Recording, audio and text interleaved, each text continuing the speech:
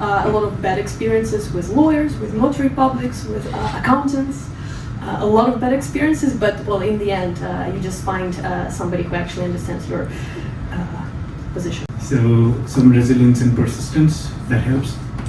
Access to information was the main pain point why we could not incorporate and raise funds for Motaina. We did not know whom to talk to. What are the processes? Who do you contact?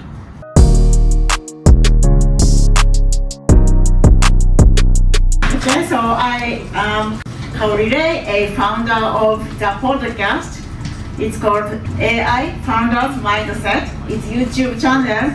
We grow over 30K now, 30K subscribers. We are interviewing visionary founders like you guys and also people who support the startup ecosystem. I believe you guys are so right place, Deb-san. So we are hosting kind of a monthly event, right?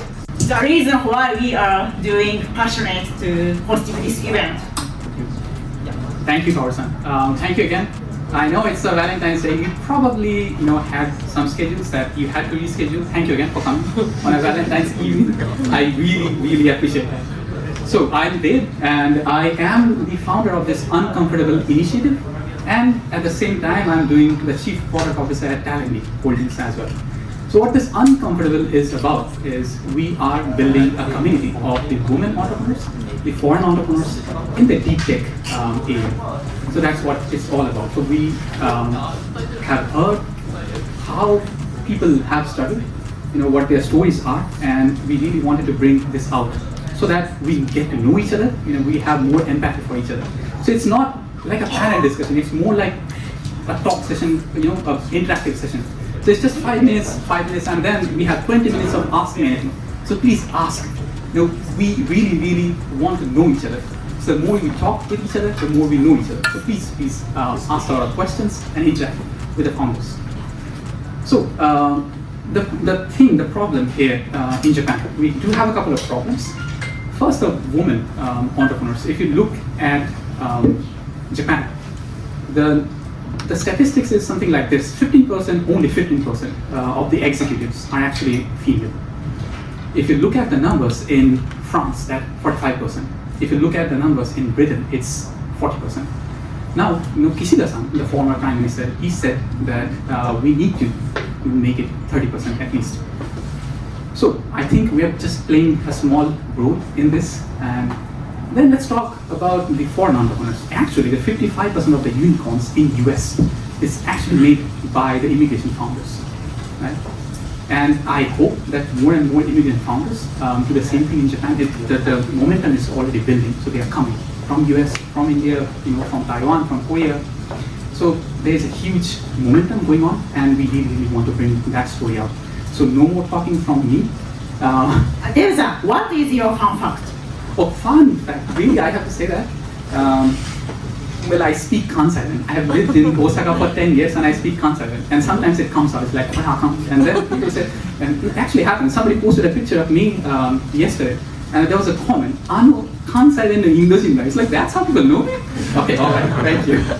Yeah, that's my fun fact. My fun fact is actually 3 weeks ago, I got souvenir from Deb-san because you visited India, right? Okay, welcome back to India, and I got chocolate, and the chocolate box was San Francisco. It's funny, he went to India and came back to Osaka, but not Indian chocolate, not Osaka chocolate, San Francisco. It was so good, and he is so sweet always. Thank you so much. Thank you, and please then allow us to introduce the two really great founders with their stories. So, Anna-san from Flora and Mana-san from Vegas. So, Anna-san, Mana-san, would you please like to share your story? Why did you start in Japan? What are you building? What's the pain point that you're trying to solve? Would you please go first? Fine.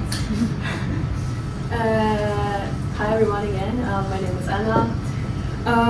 I've been in Japan for 8 years. I came here as a student and I studied, I got Max scholarship, so I came here as for a program for 5 years and I studied in Kyoto University. And I was in the faculty of law, but I hated it. So like I got a really fun internship opportunity, not like really internship, more like a trip to the US, like as part of Kyoto University student program.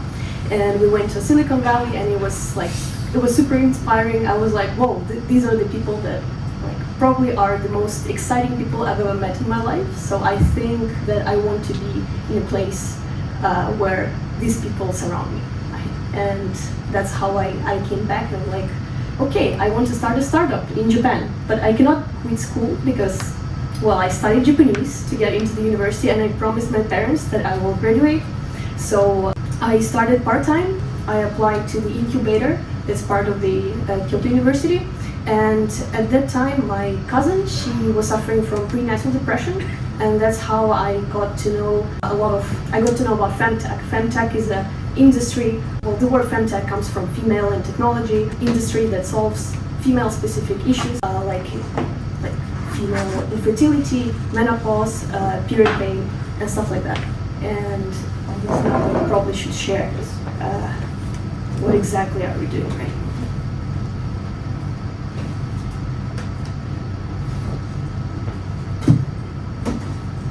Oh, and I'm originally from Ukraine, so I haven't mentioned that.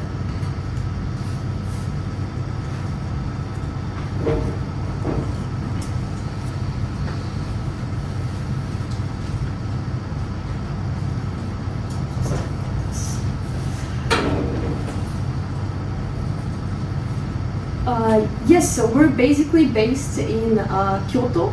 Our headquarters in Kyoto. We have an office in Tokyo. We are an academic startup, Kyodai Hatsubencha, because we collaborated with some labs in Kyoto University in the beginning. And like our mission is advancing gender innovation. For me, it started with prenatal depression. Then I understood that when you're targeting depression on mental health, those people don't really look for solutions themselves. So it's really, really hard to build a solution that helps. Well, not helps these people, but that those people actively look for.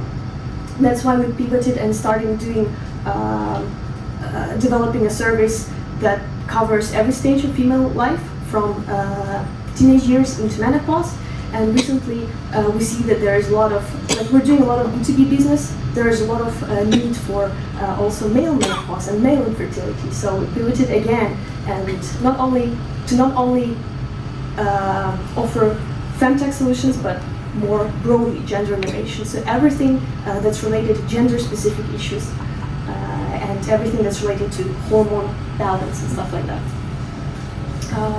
Well, it looks like something that you should probably tackle on a B2C level, but actually there's a lot of B2B issues that stream from these health problems. Like 90% of employees that undergo infertility treatment develop depressive symptoms.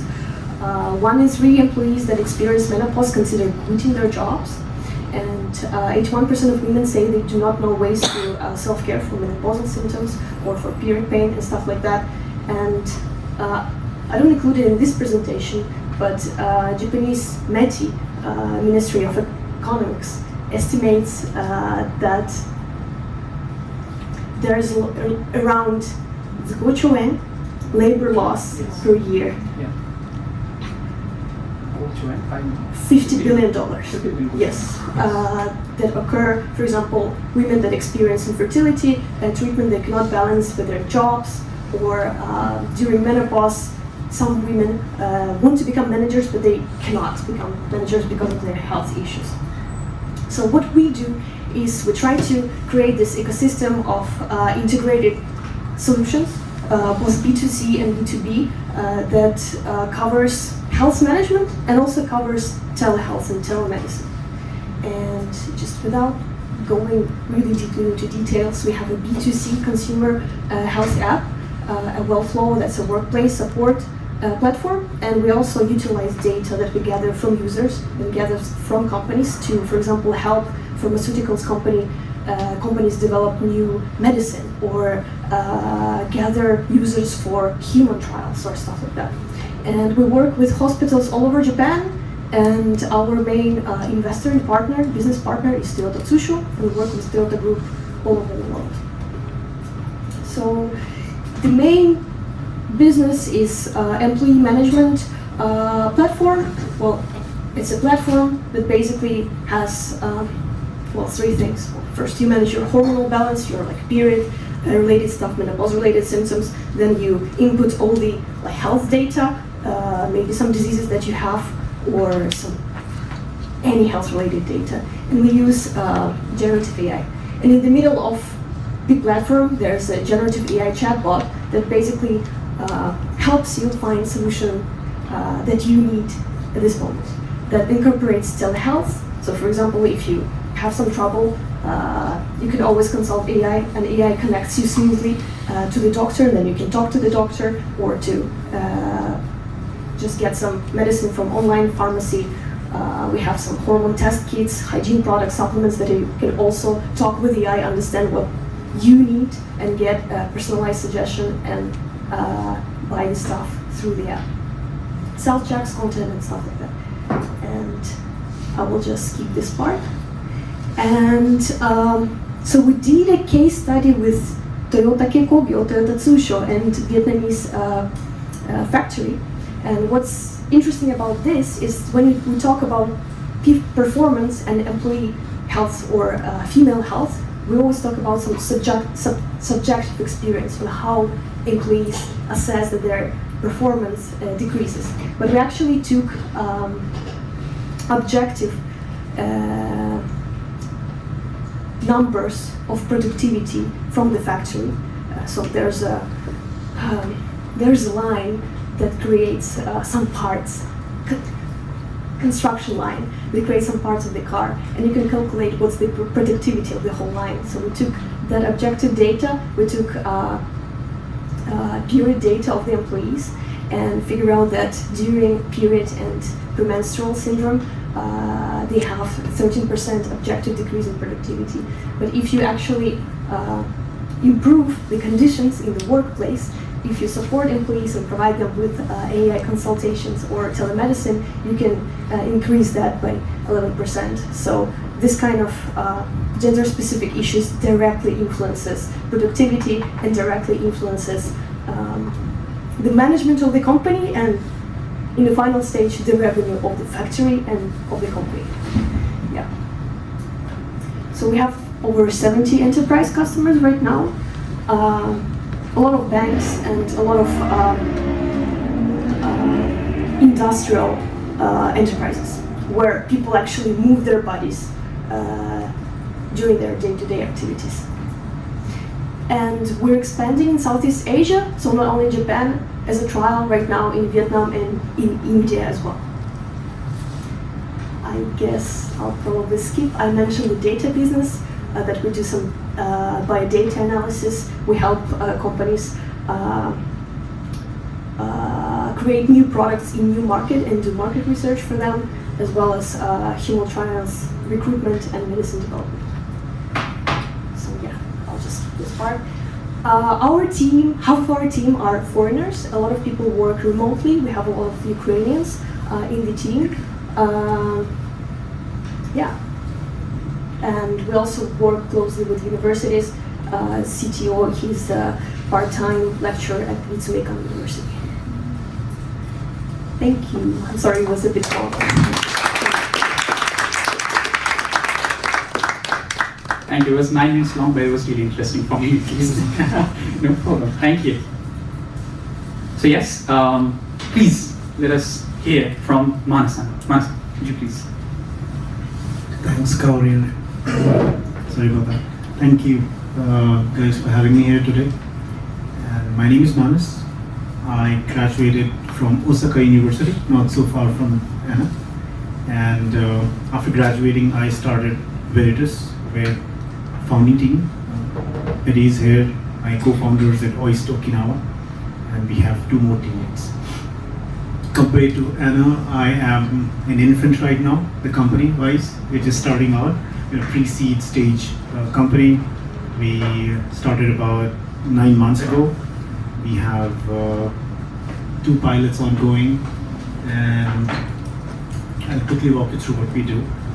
And right now, I'm very excited to share that we are going to launch on February 28th at an AI AWS event at Silicon Valley. So, go very interesting. So, why Japan? First of all, great teams build great ideas, but they also survive when ideas change. And in startups, ideas change a lot. The product that we are launching is probably the 6th one or the 7th one. I have lost count.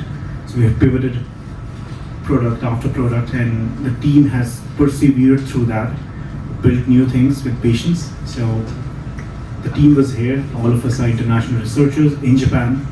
That's why we started to do it in Japan. Second, we wanted to give back to the community. All of us are grateful that we came to Japan, built our careers, learned here, and have a great life here. Like, Japan's safe, fun, nice. We love Japan, so we wanted to be here. And third, opportunity. I think, and we believe that Japan is at the cusp of transformation. Japan is where India was in 2014, I think. Within 5 years, we'll have 50 to 100 unicorns coming out of Japan. This is a great place to be and build. Will not be anywhere else. So I'll quickly walk you through what we do. So our vision is to help lab chiefs, professors who taught all of us, researchers and research students and engineers parse through complex science quickly and be vastly more productive. Cool. So the problem is that 2 papers are published every minute, and that information overload is really difficult for researchers to handle. Imagine you decide an experiment on Monday, but Friday another paper comes out that changes the trajectory of your research. So how do you cope with that? You keep doing the same manual, repetitive tasks again and again. And what we learned is that this costs researchers and their companies and their organizations over 500 hours every year. That's about $35,000 for an entry-level researcher. So we are solving this problem, and we are solving it for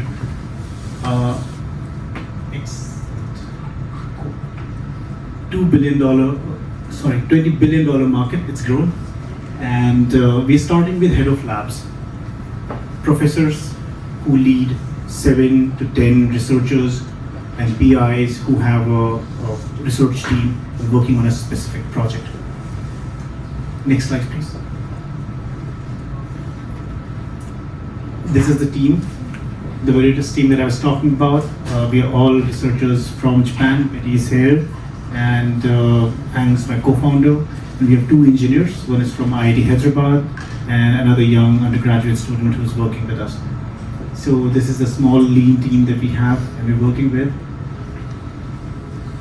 So what do we do? What we do foundationally is that we make finding science easy, and not just finding relevant science almost effortless. So whether you're writing a research paper, you're applying for a research grant, a proposal, finding the right paper to add to your document, to your research proposal, we make it instant. It's like Grammarly. That's our vision.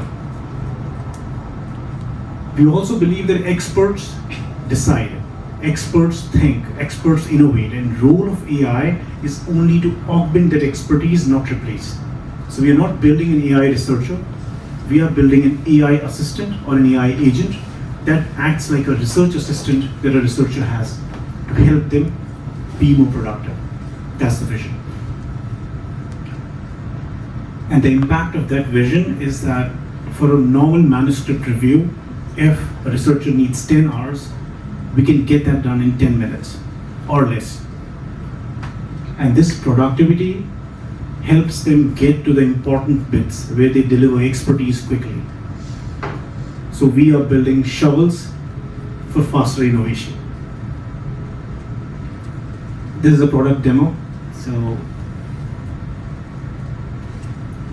This is one of the MVPs that we had launched. The one that we'll go to market with will be much better. But this is what we have. It does a peer review. It finds highly relevant papers for your manuscript, rates them, helps you import them with one click, does deep technical analysis on them, and well, you have, within 10 minutes, you have your manuscript review done. Whether it's a peer review, whether you're improving the quality of your paper, all of it in 10 minutes or less. So thank you. Sign up on Veritas if any of you are researchers or engineers, and happy to send you an invite.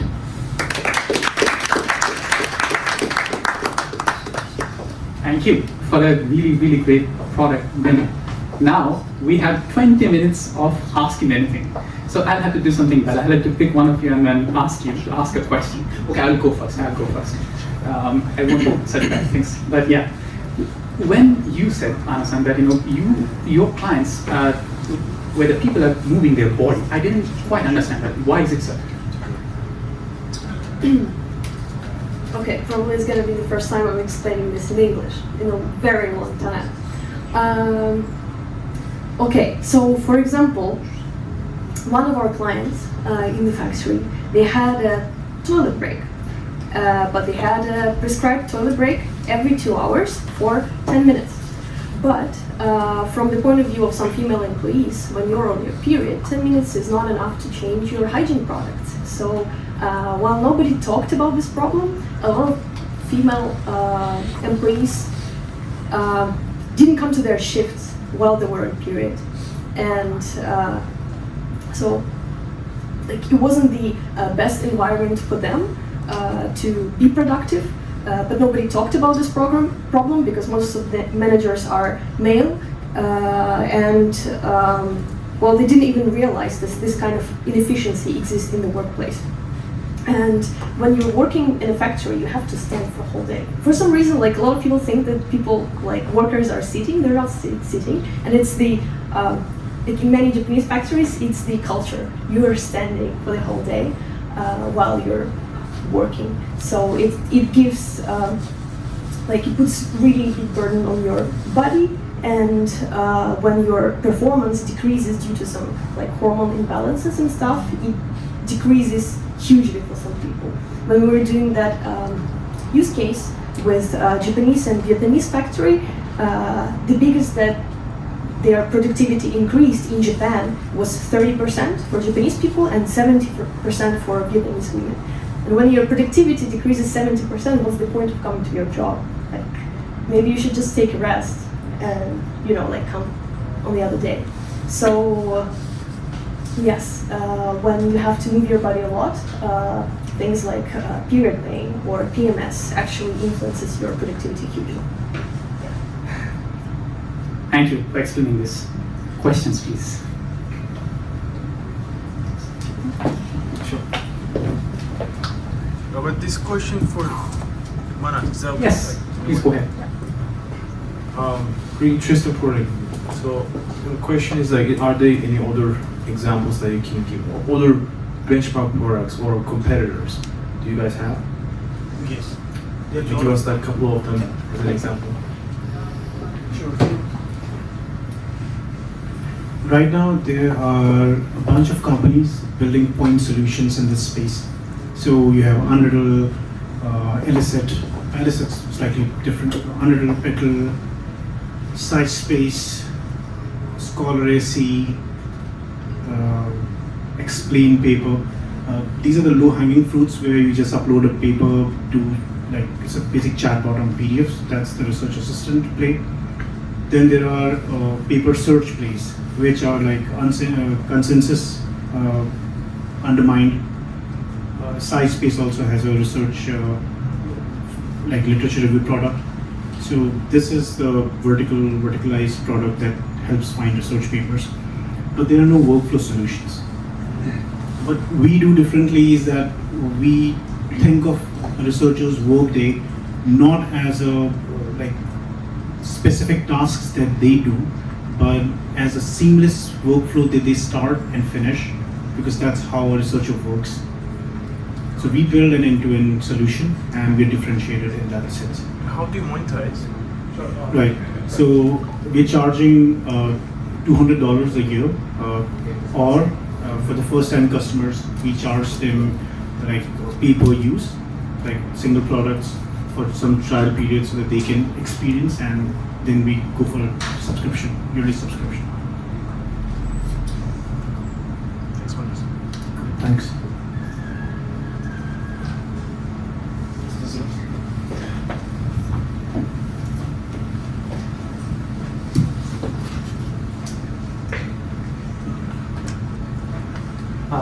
So that was interesting, and I would like to ask a question from Manas.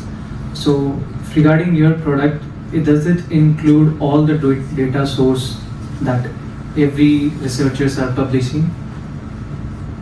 Right, that is a great question. Data is a moat, very important. Right now, we provide and do a deep literature review from 200 million papers, some of which are open access, for some of which we have indexed abstracts and titles. So we're able to do that. As you know, almost 70% science is behind paywalls. So it's almost impossible to access it without getting into legal troubles. So that hopefully changes, because open access publishing is growing at almost 27% year on year. So by 2030, you would see almost 80% science being open access and the subscription model going away entirely. So yeah, right now we're able to do that. We are, after the seed round, we're looking to expand our partnerships. For example, doing deals with the OpenAlex, Score, and other databases, and indexing those. But that needs a lot of money. So I have one more follow-up question. Can you share us the challenges that you have faced collecting data for this project? Right, so it's an iterative process. You reach out to people, you send out 100 emails, most people say no, and then maybe someone says yes. So it's just that, just knock on doors and maybe someone says yes. So we had some yeses from good data sources, one of which was Semantic Scholar. They helped us first with the rate limits, and then after that with the database entirely. And now we're talking to OpenAlex. We are in talks with Core. So getting data is not super hard, but it's not that simple either. Thank you. Hi, got a question for Anna. Okay, so I was thinking through your business model. So two questions came up. So you say you're B2B. So the first question is, with the businesses, who do you reach out to? Because it looked like you were looking at manufacturing. So would you reach out to HR, or would you be reaching out to the actual production line? Second question is more the application. How do you collect that data? Is it like just a dashboard, and then you still have to manually key in information? Because like you said with the factory, you have to collect from the production line. But I mean, so I'm just trying to figure out, how do you collect data for your dashboard so that people can see the quantitative information? Thank you. Thank you. First of all, depends. In the beginning, it was manufacturing, a lot of industrial clients. Why? Because it's easier to give results that are objective and to actually show that this works and this influences revenue, productivity, and stuff like that. Right now, Japanese ministry is like pushing diversity, pushing more women in the workplace, and stuff like that. So to get any certificate from METI that you're a company, there's like certificates, there's a lot of certificates or approvals that a company can get, and they have to engage in stuff like this to get this certificate. So 1 year ago it was mostly manufacturing. Right now it's almost any industry, but mostly enterprises. Who we talk to? HR's best case scenario. Then health committee, labor committee, Yes, I think that's it. Yeah. As for the data, we try not to put too much burden on the customer, saying that, okay, can you please give us your line data or that data. So we try to gather it just by our phone, by our app. It's mostly conversation with AI. It's mostly the stuff that you input inside AI. We also sometimes conduct some questionnaires to get some subjective answers from the employees.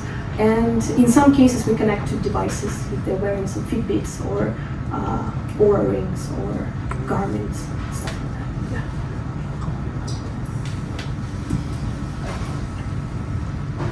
Yeah. And I have a question for you. So I was wondering, you mentioned in the beginning that it's gender specific, monitoring the behaviors. I was just curious if you could give us an example on the men's side, because it's easy, like being a woman as well, to understand how the woman's productivity changes, but for the men's side, I'm not really sure, so I was just curious. Yeah, again, also like infertility issues, men are also affected by infertility issues and by menopause. But it's mostly, like when you talk about hormone-related health, 80% of customers are women. There are some men who are really affected by menopausal symptoms, but they're a minority. So it's always like 80-20, maybe 90-10%. But there are issues like, as I said, menopause and infertility that also affect men.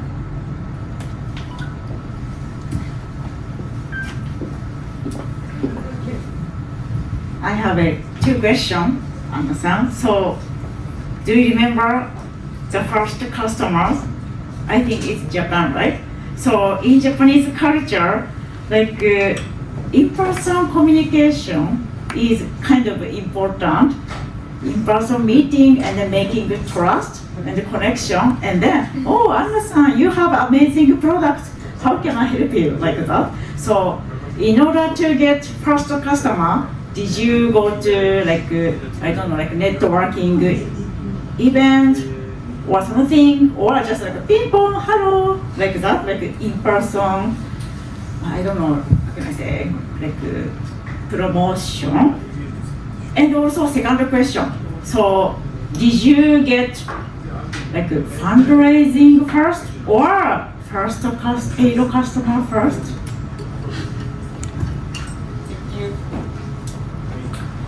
Okay, thank you. Yeah, B2B enterprise sales in Japan are very interesting. But in the very beginning, I think I did like everything. I went to any event I could find. I went to any gathering I could find. But we founded together with my co-founder the company during Corona times. So everything was online. In a way, I was lucky because Japan actually a lot of people started to actually conduct online meetings. Because if it was pre-Corona times, I think, I'm based in Kyoto. I have to go to Tokyo, like, I probably have to move to Tokyo. But very first customers, I don't think they were paying. It was something like, please just use our app. We'll give you all the numbers you want. We'll give you an amazing result. Do press releases for you. Apply for the certificates, anything that you want. Just use the app.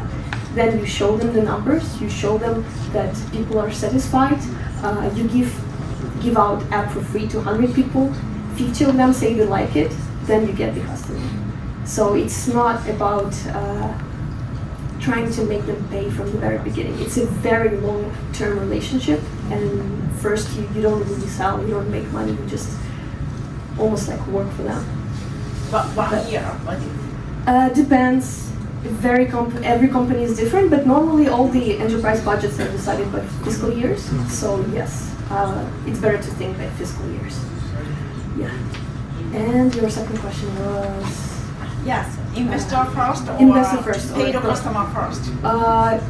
Again, it was always like, it wasn't as if we came up with a product at once for us. It also was always like an evolution. So first we created the first iteration. We started with B2C. We still have a B2C business. Then we got an investor. Then we expanded the business. We found some opportunity in B2B. Then we got the investor. So it was more like evolution and not really. I can't even pinpoint when was the timing that we came up to this final vision, because a lot of things change every week. Yeah. Step by step. Yeah. Thank you.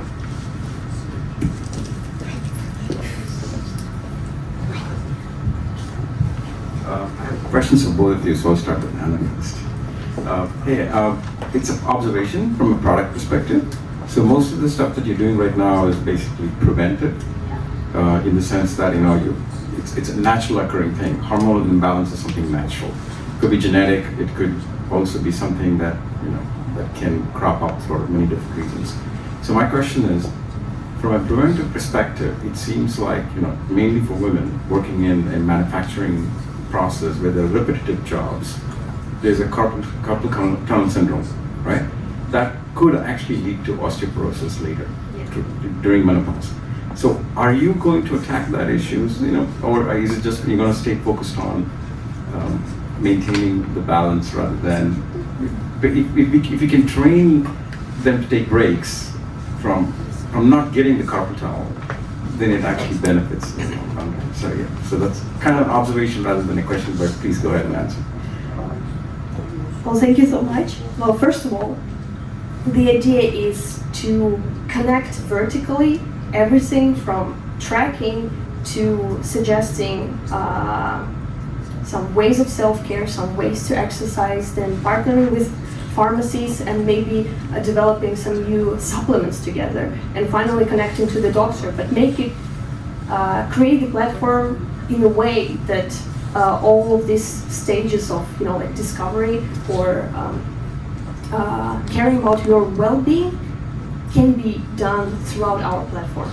So what you mentioned would be, again, an amazing, when we gather more data and we see, okay, there's a really nice correlation between this period symptom and this stuff that develops later, like in 2 years. Those people that have this symptom are at risk of developing this kind of condition. Then we can target it, then we can find a partner and maybe create some kind of supplement or some kind of medicine together, take it as a revenue share, or maybe while we sell it through our platform, we get like a fee, and like this creates new monetization points. So what you mentioned is, that's exactly what we're trying to do. Perfect. So from the collection data perspective, have you thought about maybe a wearable device that you could track much more accurate data, right? A wearable device would be amazing, but it's also very limiting. It's hard to sell wearable devices to companies. When we talk about manufacturing, you cannot wear stuff to the production. Like, it's prohibited to wear anything on your fingers or on your wrists. So it might work in some places, it might not work in some places. So as an upsell, that's a perfect opportunity, and it's something that we want to do, but probably it will have a limited market. Thank you. Don't want to monopolize, but I do have a couple questions for you. If you go back to your slides, please. The one where you're talking about mining the research papers.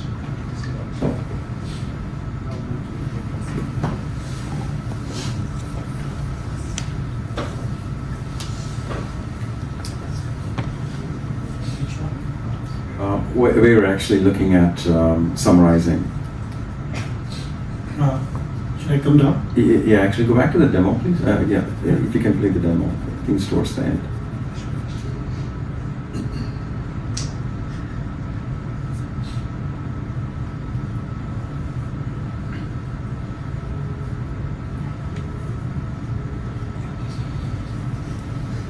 Yeah, perfect. So your summarization there, right?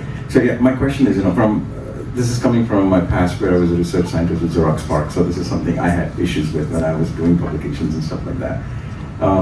Sometimes, you don't know prior art, right? Because you think your best things is, sliced bread, and you think you invented it, but there's been prior art already, right? That is what most researchers miss, because they're kind of like working, basically heads down. So it seems to me, from a product perspective, that maybe for you to go out and scan prior art and then recommend that there has been work similar to what you're trying to publish done would be helpful. Yes. right? So is that something that you're planning on doing, or? Yeah, we're already doing that. We're already doing that, okay. So right now it's a demo. So what we do here is we take certain keywords or field related words from this paper. We extract those out, and if the customer wants to add more, that's fine too. And then we run like deep semantic search on the database that we have curated and some other APIs that currently we're working with to find highly relevant papers. And as a next step, we're going to add contradictions and highly similar papers like you mentioned, so that they do not waste their time doing something that's already been done. And for now, this product is used to power other workflows. But there was so much success in the alpha with this that we are rolling it out as a separate product itself. So in this space, actually Undermined, a YC startup, has raised $8 million and they're doing amazing. Got it. Okay. My second question is an observation as a VC. Can you go back to your market slide? Yeah. So 110 million TAM is too less. It should actually be. Oh, this is the number of users. Maybe I didn't put it together very nicely. Okay. So that is the if you're looking at 20 billion, that is your total market, and out of that you're saying you're going to get 110 million. From a VC's perspective, it's too less. Sandeep, I'm sorry. This is the users that we're going to target. 3 million lab chiefs. Then lab teams. Yeah, I think you got to make it clear. Yeah. Because as any VC that sees this, they will basically say, no, he's going after too much of a niche market, so there is not much here. I got that. All right, we'll fix that. Thanks so much. Yeah. Really appreciate that.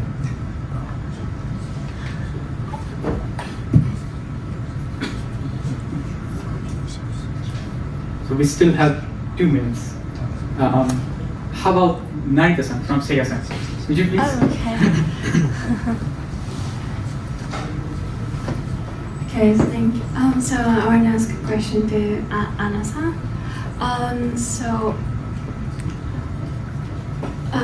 Sorry, I was not expected this.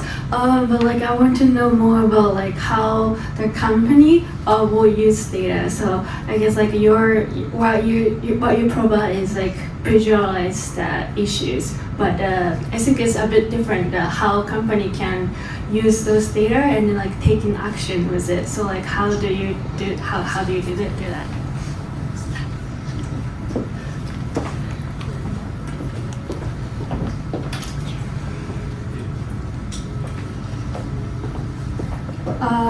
Thank you.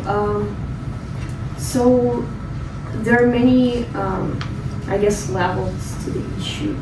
Like when we talk about company, it's the workplace environment issue.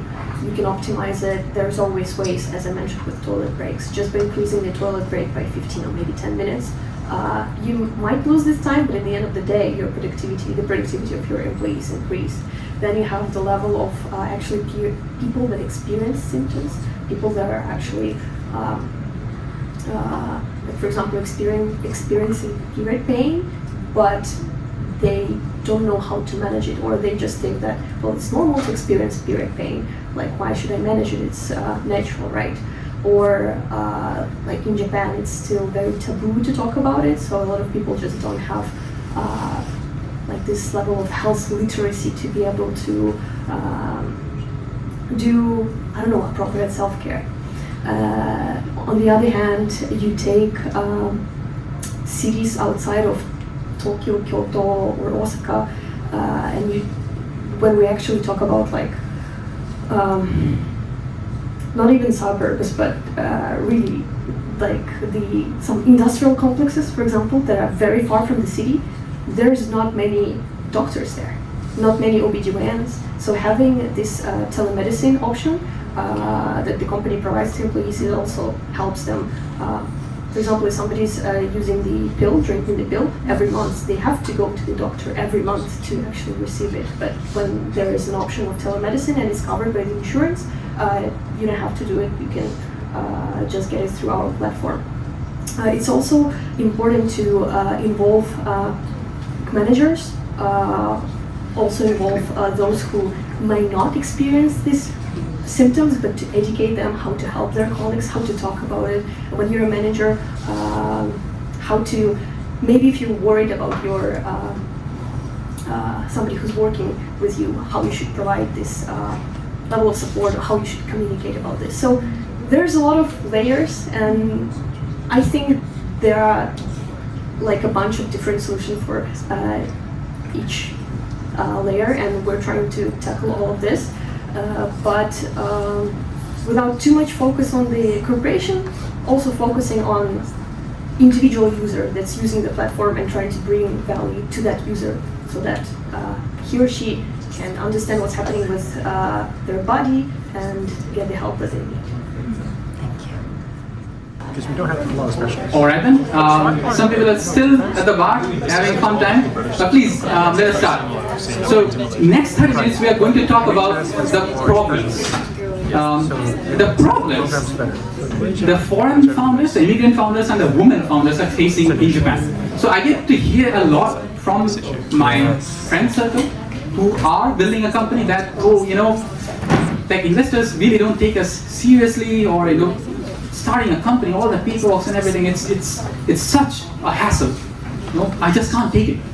And then the woman, it's an interesting thing. You know, a woman VC and a woman founder, they both were talking this, you know what, all the events are in the night.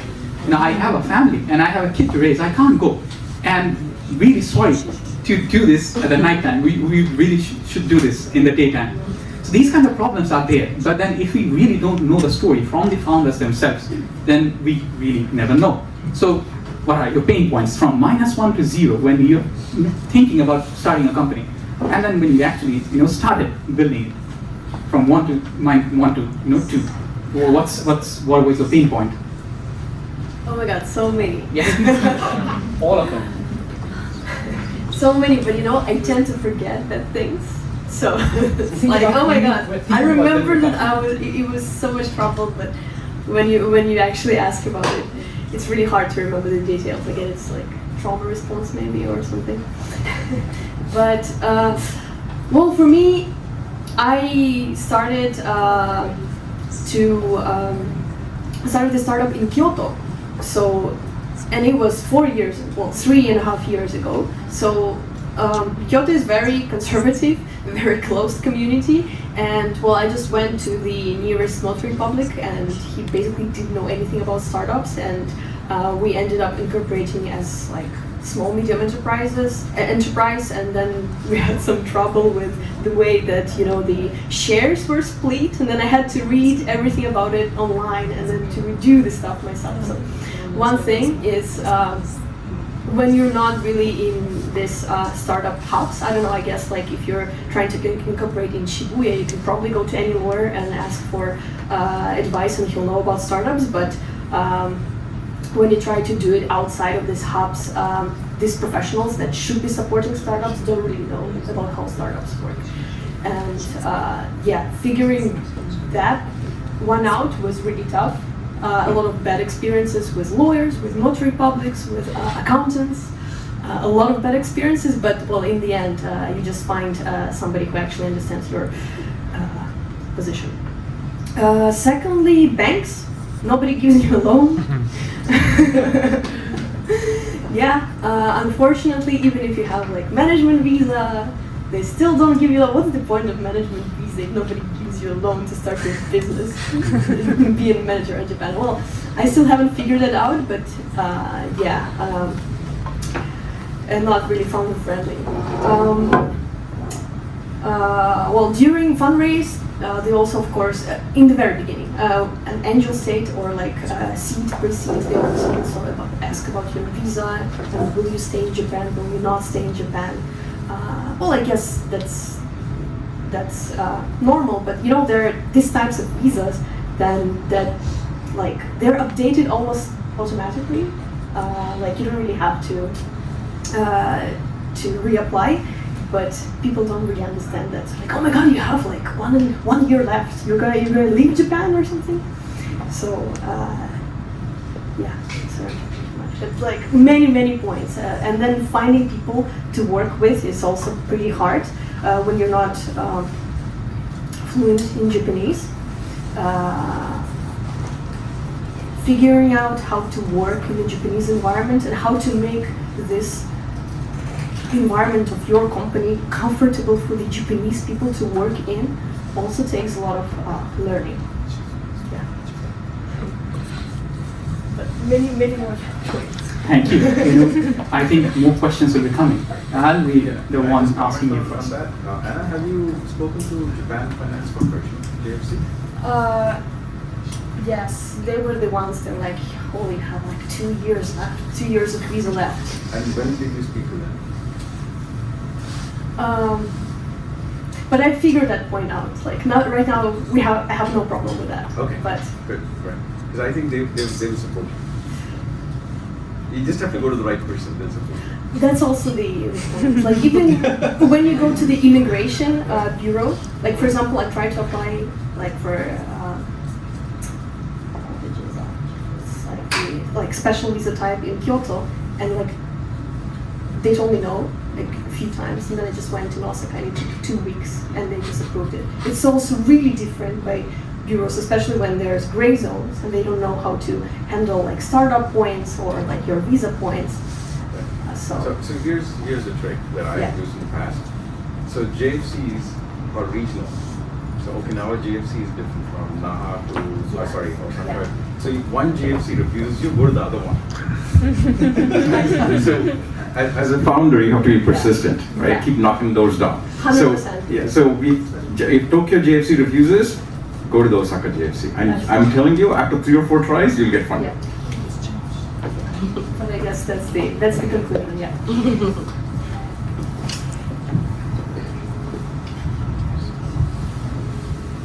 So Anna already covered most of the challenges. So same, and maybe a bit behind on creating a safe working and a fun working place for Japanese employees because we don't have one yet. So yeah, I would say the challenge mostly is in processes, not people. Sometimes people as well, but mostly processes. So how I would just focus on how we work around that. And that is by being patient with people, impatient with knocking doors down. So, yeah, impatience with action, patience with people. If something doesn't work, try another attack vector, do something else, try to work around that. A lot of things, like Anna mentioned, are in the gray zone. So, there's someone who understands how to navigate that, try to find that person. And for us, so a bit of a backstory. I started in the 2nd year of my PhD. We started working on an idea called Mottainai. The idea was to reduce food waste in supermarkets, especially around COVID. Towards the end of the night, there was a huge amount of food that was going waste. So we built an app, and we were planning to do flash sale of near expiry food items, perishables, and we did very well. Within 6 weeks, we were in like in Ericsson Innovation Award semifinals and Hull Prize Impact Summit, but then no one would fund us. So that was one. Because immigration, I was a PhD student, no one knew how to navigate the visa rules. So yeah, so what we did then was we shut that thing down and continued working on our PhDs. At that point, this on a personal note, you can find something else to do. So I wanted to do something entrepreneurial, and I wanted to understand how venture capital works. So I went and I applied for plug-and-place internship over at Silicon Valley. I did that for about a year, and I learned more. And when I graduated, then I started again with another idea. So some resilience and persistence, that helps. And the second time, access to information was the main pain point why we could not incorporate and raise funds from Mottainai. We did not know whom to talk to, what are the processes, who do you contact. Second time we started reaching out to like people who know. For example, Ilya knows a lot about Tokyo and engineers, so you talk to Ilya about that. You might want to talk to someone from Jetro. For example, Yusuke Maeda-san, if you guys are in Tokyo, you can talk to them, and other people from Jetro, of course. Local Jetro people, they help you a lot. They tell you what programs, what you can apply for. Startup cities. The most helpful people that you'll find are in individual startup cities. It's very smooth. Whatever red tape and friction is coming in, that's coming in from immigration and city halls. Half of the friction goes away if you find the right people and work with startup cities. So big shout out to Kobe Startup City as well. They helped us a lot. And finally, investors. So you have to, if it's 100 to 1 outside, it's 300 to 1 in Japan. So it's just a process. So again, more doors, unless you find the right person who believes in you. If you're at pre-stage or early stage like us, perhaps find people who believe in you and your work so far, and see that the potential that you will deliver. So we had great investors, Koshu and Kimura-san from Lifetime Ventures. So yeah, that's how we got around that. People. Thanks. Thank you. So please, let's start asking questions. I'll go first. So here's what happened. Last week, I was in Nagoya. There was an event happening in Nagoya called Tech Gala, and she was speaking. And she was really the star of the room. And everyone it was like this, oh, like what a story. And this topic came up. It can, go into a bit of sensitive topic, but please let me bring this out. So, Femtech, do you tag your company as Femtech? And the next question is, when you tag your company as a Femtech, does all the people in VCs, old males, do they get defensive? That, hey, what are you building? Thanks. Yeah, I guess I have the same boring answer. I just do the practical thing. If the person in front of me is interested in femtech, then yeah, I talk about femtech. If they want to use the word health tech, I talk about health tech. When we talk to HRs and sell to companies, if they want productivity optimization, my pitch focuses on that. If they want more diversity or maybe something related to internal health management, then I focus on that. So I don't really try to stick to words like femtech or not femtech because I'm trying to do what works and what people want. How you call it, I feel like it's more like, I don't know, maybe some tech journalist's job, or I don't know, probably not really my job. So yeah, I think there are parts in what we do that's specifically femtech, so we're targeting specifically female issues. Some part of it, as I mentioned, it's more concerning gender in general, gender-specific issues, also involving male men and colleagues and managers, and trying to change the environment in general. So yeah, that will be my answer. Thank you. So yes, please, questions. Maria Queen. I understand that you are the representative, but by definition, sorry. But if there is a Japanese co-founder, say Torishi Mariaku, do you think that would have made some of the hurdles you face easier, or does it not change much? Well, it will make bank's life easier, for sure. Mm-hmm. My life, probably getting a loan will be easier. I don't know whether working with that person in a startup would be easier. But getting a loan, definitely.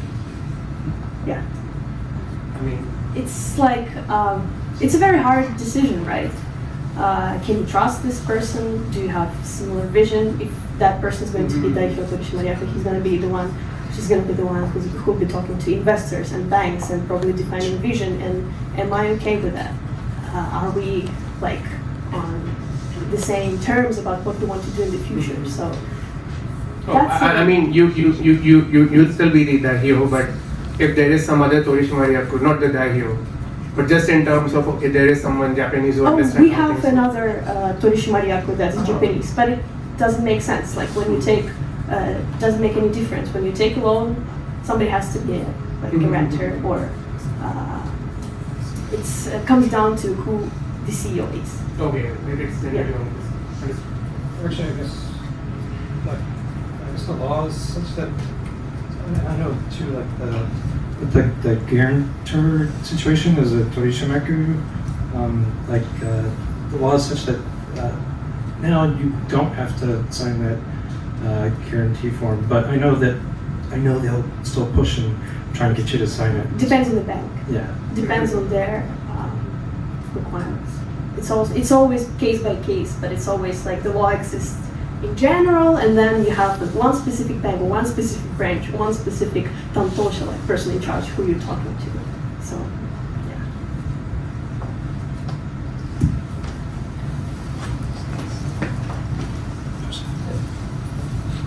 Yeah, thank you very much for sharing your experience. And I'm Hiroshi from DEEPCORE here, and actually I supported some overseas founders, and George, and together we went together with the Legal Office Bureau. And anyway, so I understand the situation is organization from the organization perspective. Some system is now available right now, but the deliberation is pretty difficult, right? So the local person in charge might be have some, they don't know the information, or they are not a little bit hesitate to do that.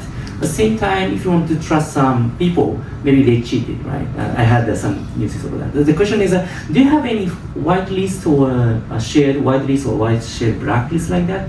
And I think this is a pretty common issue, of course, the foreign overseas founders. At the same time, female founders. So right now, you know that there's tons of the news related to the harassment is now ongoing in Japan. And the discussion is whether we should create a blacklist or we should create a whitelist, or some other way. So what might be helpful for the founders?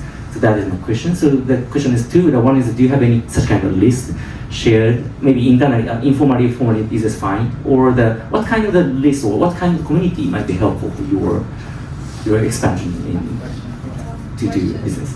This question. Well, it's up to you. If you'd like to answer this, no pressure. Yeah, of course.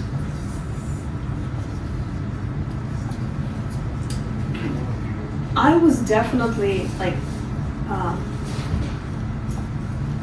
some of my acquaintances suggested, for example, going not to Kyoto bureau but to Osaka bureau, or not to this bank, not to that bank, but to this bank, and that was really helpful. I think it's better that this kind of community existed, because like it's not really transparent. Maybe I'm just not knowledgeable about this, but I feel like everything related to, well, especially when you talk about like financial stuff, debts, taking loans from the bank, who gets what, on what kind of conditions, and what can you get, what can you expect as a foreigner.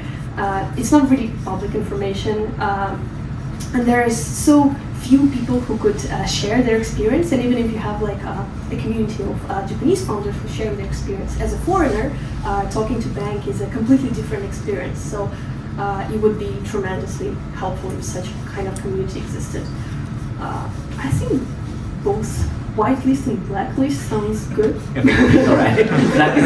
Blacklist is also important. Yeah. That's the diplomatic answer. That is it. Yeah, maybe the Deb Kumar will work for that. Maybe, I'm sure.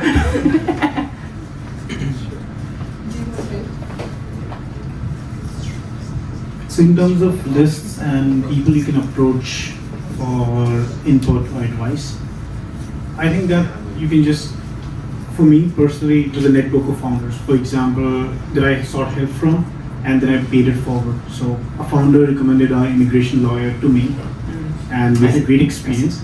And then I introduced them to Shivani, and then Shivani had a great experience. Maybe she'll pay it forward. And I invited her here today, but she could not come. Similarly for accountants, we had not a great one, but then someone recommended a good one, so we did that. Scrivener, we had a bad one, and then a good one, so we recommended the good one forward. So yeah, something like that. Great, thank you. Thank you. We still have 3 more minutes. Questions, please.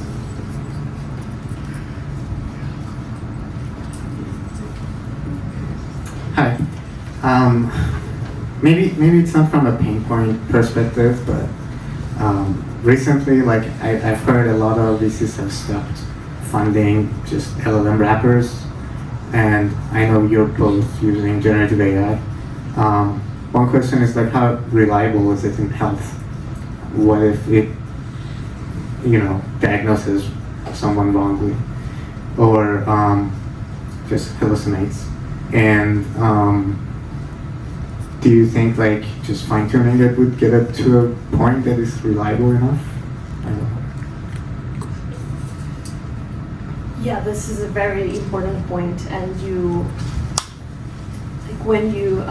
when we talk to companies, we should always we always draft contracts in a way that there are things that we bear responsibility for with regards to AI, and those that we don't bear responsibility for. And it's also about providing it as a tool to help you understand your body, but it's not a medical device. It doesn't diagnose you with some kind of disease. If it says that there is some possible risk of something, then you go and talk to a doctor.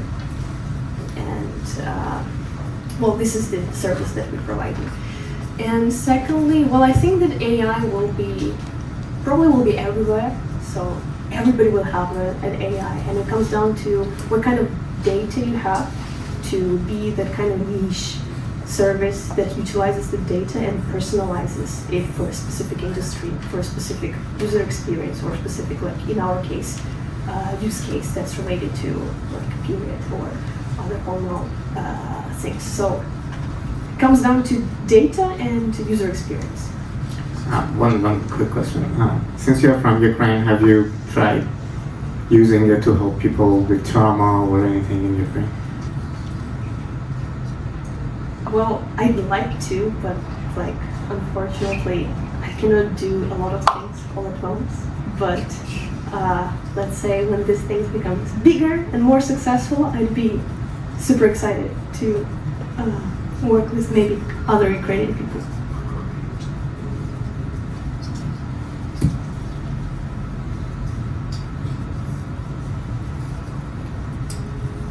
All right, then. It's time to close. We still have 5 more minutes. We'd like to take a picture of everyone here, if you would come in front. And then the room is open. We'll bring more drinks. So if you have time, please join us then. All right, then. Thank you, Manasan from Vegas. Thank you.